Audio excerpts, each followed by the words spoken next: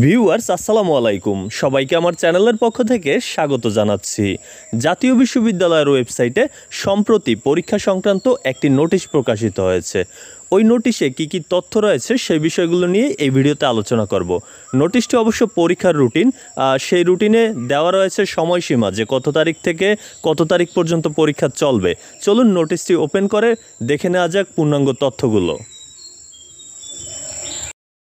বিজ্ঞপ্তিতে যে বিষয়টি উল্লেখ করা হয়েছে যে সংশ্লিষ্ট সকলকে জানানো যাচ্ছে যে 2023 সালের BSc honours in computer science and engineering CSC চতুর্থ বর্ষ সপ্তম সেমিস্টারের মৌখিক ও ব্যবহারিক পরীক্ষা 6/5/2025 থেকে 22/5/2025 তারিখ পর্যন্ত অনুষ্ঠিত হবে।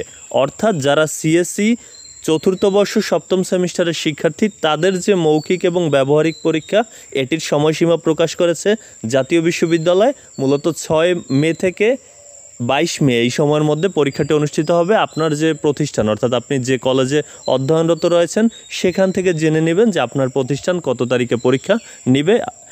আর মূল কথাটি হচ্ছে জাতীয় বিশ্ববিদ্যালয় একটি যে সময়সীমা সেটি বেঁধে দিয়েছে 5 থেকে 22 মে এই সময়ের মধ্যেই কিন্তু এই মৌখিক পরীক্ষা এবং ব্যবহারিক পরীক্ষা অনুষ্ঠিত হবে। তো এই ছিল তথ্যটি। এতক্ষণ সাথে থাকার জন্য অসংখ্য ধন্যবাদ।